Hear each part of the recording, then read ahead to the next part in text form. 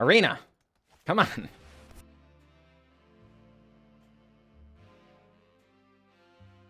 Greetings, everyone. I'm glad to be here, and I'm glad that you are here. Today's nonsense is going to be referred to as abundant leftovers, folks. It's the day after Christmas, and, you know, we're expecting to have that most folks that celebrate the holiday have some form of large meal, and the day after, there's just always just so many leftovers. You end up eating turkey or ham or whatever it is your choice is for ages thereafter. So what are we doing to kind of facilitate this meme? Well, of course, the abundance is coming from Leyline of Abundance. If it's in your opening hand, you may begin with the game with it on the battlefield. Whenever you tap a creature for mana, add an additional green. You can pay 8, put a 1/1 counter on each creature you control. So, theoretically, you could have only mana tappers and just keep putting counters on them and turn them into threatening creatures, right? We have guests to this banquet, you know, Llanowar Elves, the chef, of course. There is the goose, which is naturally for dinner. And we know that because the Hinterland Chef even cooks, there it was, Gilded Goose for dinner right there. So definitely for dinner. And then we have a bunch of also, you know, other wonderful folks who would like to join the feast. And then some potentially uninvited guests that show up that maybe crash the party, such as the Cavalier of Thorns. Doesn't look like a dinner guest I would like, traditionally speaking. Thorn Mammoth, another kind of scary creature that doesn't sound like it would be a good invitation. And Kogla, Titan Ape, all kind of grumpy. Vorinclex, kind of grumpy, right? Of course, Beanstalk Giant, you know, part more of the main course, and of course it's all taking place at the Great Henge. We are trying to, all kidding aside, get mana tappers down and cast this early in the game to get more mana, and then hopefully get down Nissa Shakes the World, because who doesn't like Nissa, which will double up the mana from our lands as well, and then like just win the game with some other really big thing. So either a Kogla or a Vorinclex, which will be doubling up all the counters that Vivien puts out that go on to the planeswalkers of various varieties, or Thorn Mammoth, which is one of the ones that we're going to be targeting most often. Whenever it or another creature enters the battlefield under control, it fights a creature you don't control. So as a 6/6 trample, it's a little bit on the small side for 7 mana. You'd hope to get a little larger creature for 7 mana, but holy cow, the fact that it can fight all the time is very, very scary. So we have 20 lands, which isn't very many, but since we're running on so many mana tappers, and notably Tangled Florahedron, which is of course party decoration, it doubles up as both a mana tapper and additional land drops, which is very, very nice. And then yeah, so the point, get the Leyline of Abundance down at the beginning of the game, you know, before the game starts. Get a mana tapper or two, get down really big early things, and hopefully win. So we'll see how it goes. All right, folks, here we are. Yeah, this is not quite the way we want to do it. You know, we want to start with Leyline of Abundance, but, you know, Llanowar Elves into Beanstalk Giant is a good way to advance our mana. You know, as long as Llanowar Elves lives, that's still a pretty darned early Nissa. And then Thorn Mammoth to follow it up. Whew. That is definitely getting off on the right foot. All right, BS20. What have you got for us? Island. Okay, well. Fertile Footsteps. Please don't Spell Pierce me. Okay, no Spell Pierce. All right. Glacial Fortress. Nissa? Please? It resolves? We will not fail. I am shocked by that, let me tell you. And yeah, I guess we're not going to endanger our forests then. We're going to endanger our Castle Garenbrig. Fateful absence. Alright. Inconvenient. Alright, deserted beach foretells. Okay. Let's see. What could we get? Well, the deal is, folks, I'm worried they're just gonna Doomscar us, because that's definitely what it appears like they're doing. So part of me just wants to Finale for value. So I guess we could get a Hinterland Chef. Which, you know, is big enough that they would be concerned. Problem is, we would have to also... Alright. Fine. Because we also want to be aggressive here, right? So we want to be able to hit them a little bit, so they're forced to react, right? We don't want them being able to just hold on to their board sweepers forever, right? So, Castle Garenbrig, get in. Drop our opponent to 14. Our opponent's staring down 7. Yeah, I was going to say, they've got to do this. And they do. We're not surprised by that. Inconvenient. Alright, we're going to hit an untapped land here, so it's not a big deal. We're going to crack a clue, draw the land. Hey, we did! And the Spore Crawler? Okay.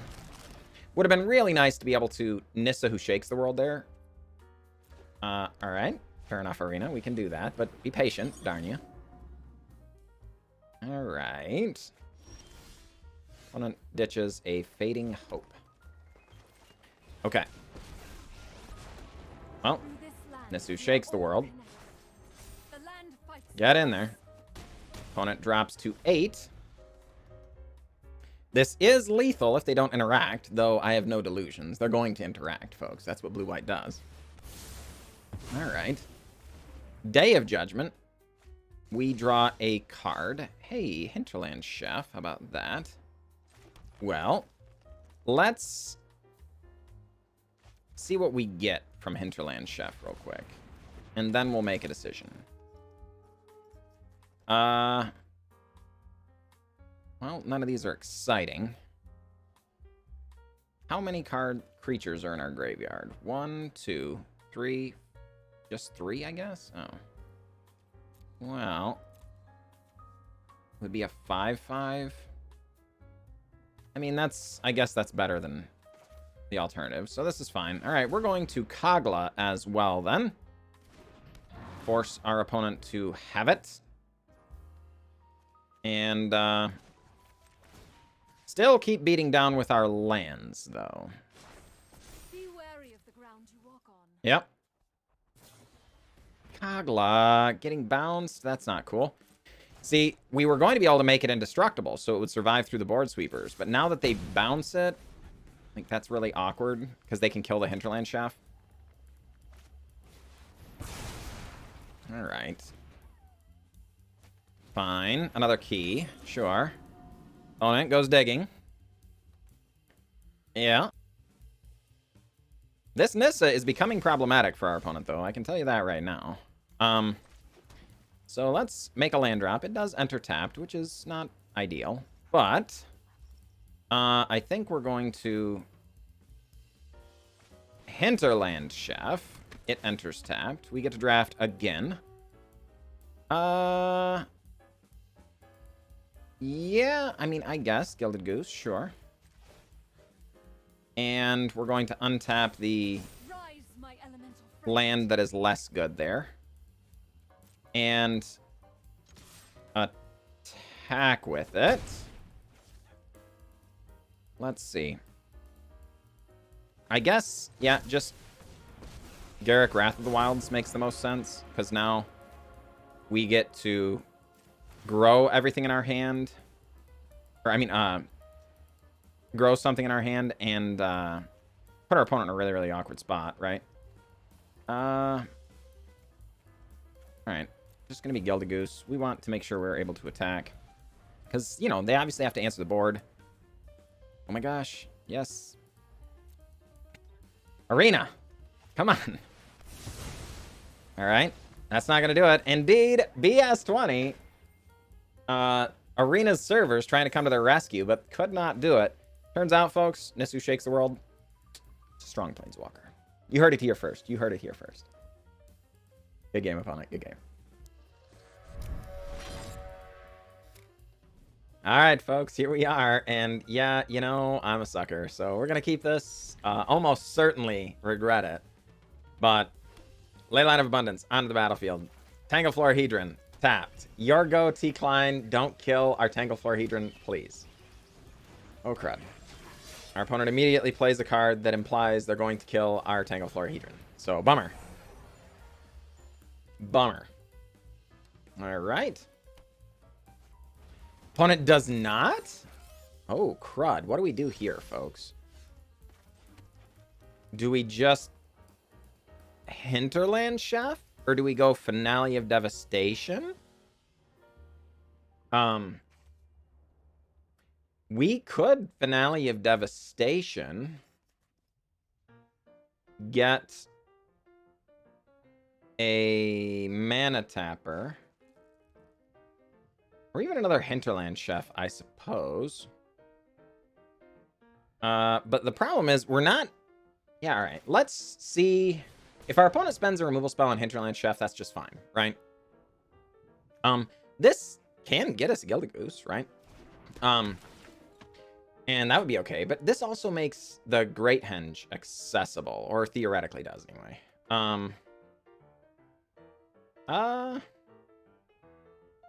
Well, none of these are very good. But the Nectar Pot gains us life. So I guess we're going to do that. And it's also relevant, folks, that the Nectar Pot, you know, is now a food. It can be sacrificed to gain us life. And when your opponent is doing Spewer, Runaway Steamkin stuff, we have to assume at least 4 of these are damage-based removal spells, you know? Here comes a... Yeah, I was going to say, this is almost certainly a lineup stage. There isn't much reason to do that ahead of time. Ooh, Skewer the Critics? Or Spewer. Presumably this Skewer, right? Whoa, Warlord's Fury. Probably looking for a land? Doesn't find it. Oh my goodness. Alright. That's good. So we're pretty excited about that. Sure enough. T-Klein scooping them up, recognizing they can't beat a resolved Great Henge. So we're glad we took that line, but... You know. GG, opponent. GG.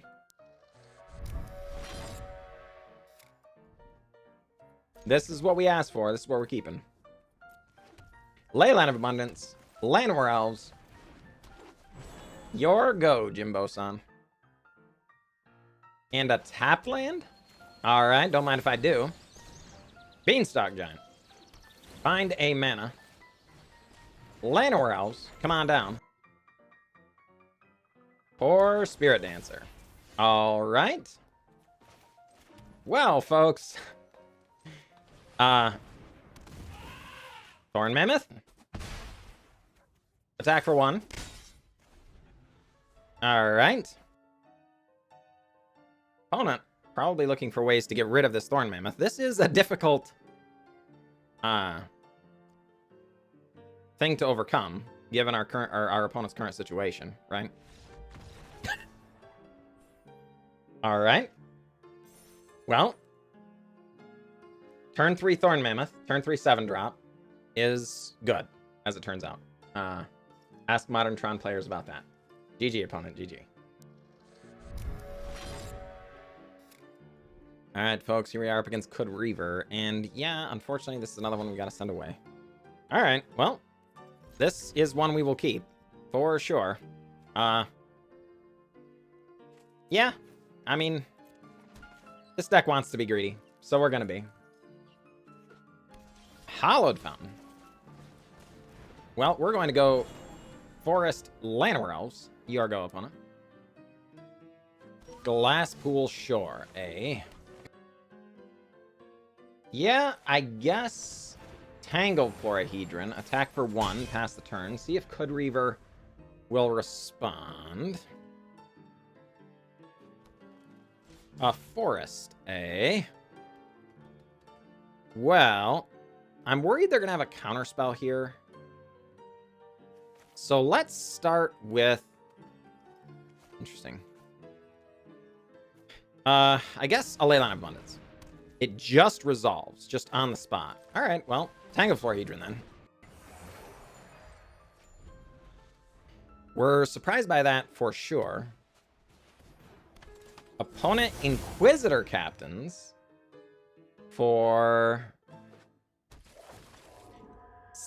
Skyclave Apparition. All right. Well, fine. Oh, hey. Would you look at that?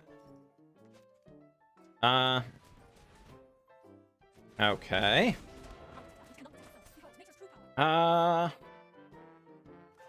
And yeah, I guess Hinterland Chef, come on down. For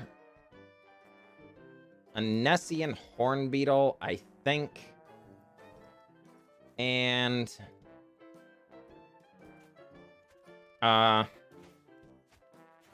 yeah, we're just going to develop our board. If they want to attack through, we don't have to block here, right? And the deal is we want to get as many counters as possible onto our team from Leyline of Abundance. So we'll see. We will see. Mirror Image on Skyclave Apparition. No, on Inquisitor Captain. Wow, I think that's kind of greedy, actually. Because they could have gotten our Leyline of Abundance for sure. Oh, they're a Soul Herder deck. You know, that makes sense. Okay. Sure. All right. Soul Herder does these things. Inquisitor Captain does some more things. Grizzled Huntmaster is chosen. Yep. Doing stuff. Okay. Opponent conjuring things. Yes. Well, I guess we're going to have to Finale of Devastation and go after a...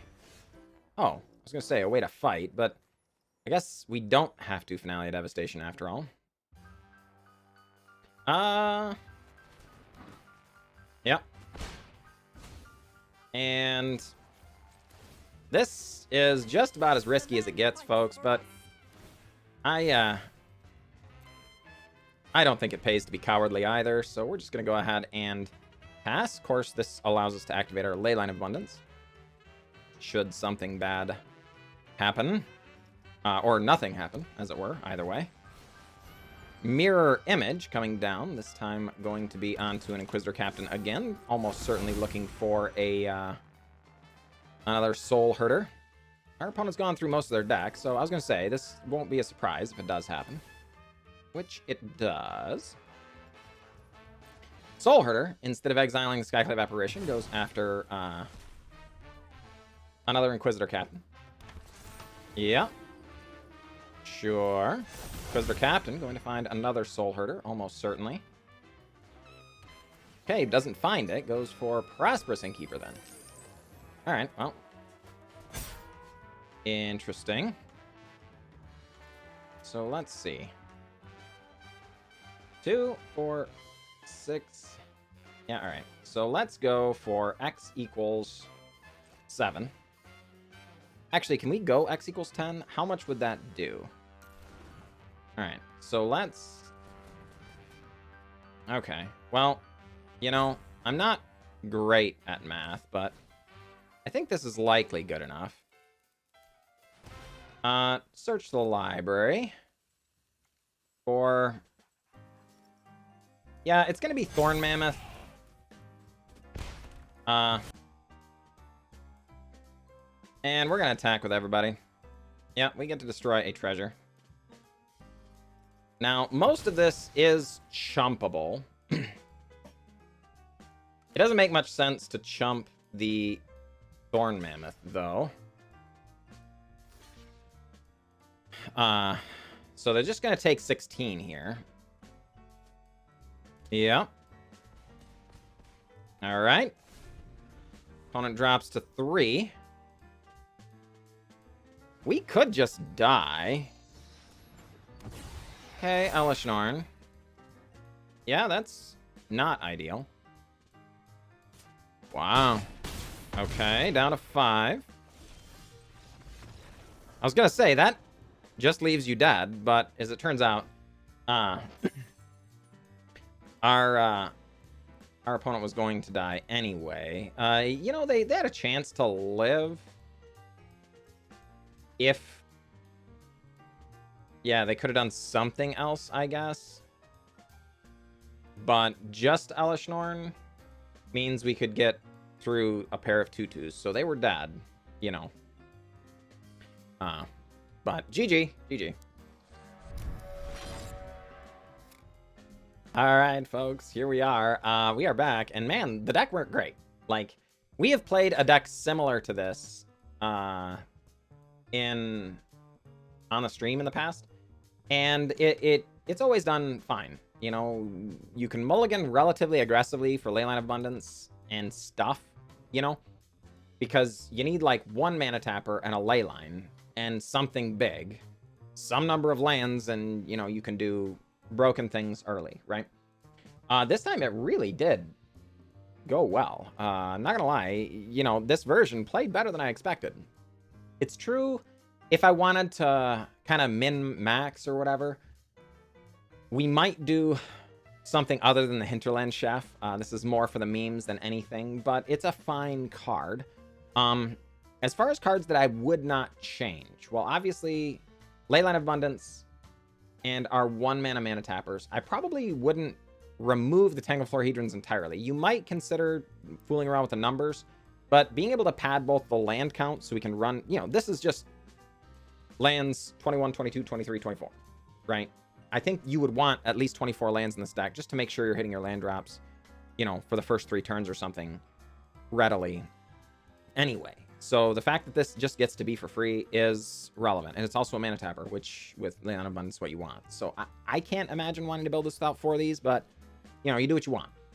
That said, you could fool around with the Finale of Devastation stuff. It's true, folks. Our primary target for that was going to be Thorn Mammoth or Vorinclex or Kogla, all of which...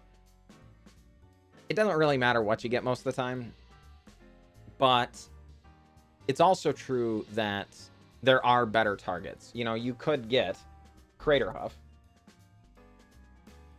You know, when it enters, all the creatures you control get trample, very important, and +X/+X, where X is the number of creatures you control. With this many mana tappers, this is almost always going to be +3/+3, +4/+4, +5/+5 at least, even when it comes relatively early in the game, right?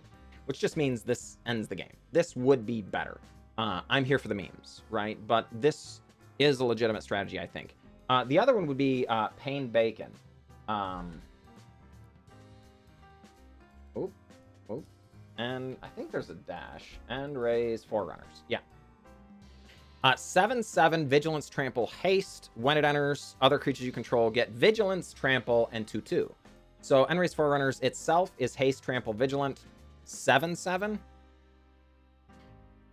I think Craterhoof is just better, but this is a fine card as well. And particularly if your X equals 10ing the Finale of Devastation, you can do some really, really silly things. So, you know, the 2/2 is kind of relevant. This is the primary reason we will be doing this. But don't forget, folks, just the Thorn Mammoth is a fine card to have and whatnot. But these are... This is a card you could potentially get out of your sideboard as well. We even do have one on the sideboard from Vivien. We do have a -5. I don't think I went over this in the deck tech portion, but, you know, we just have some value creatures in here. You can kind of fill this with whatever you want. We're expecting, you know, you might need to gain some life. You might need to fight creatures. You might need to get some lands. You know, you might need to draw some cards, right? So those are the things we'll be going for with Vivien, should we need to. But on the whole, folks, I think the deck went great, and you wouldn't need to make too many changes to win a whole bunch of games, as we kind of did. So, you know, no complaints. That said, I appreciate you all, and you folks have a wonderful day.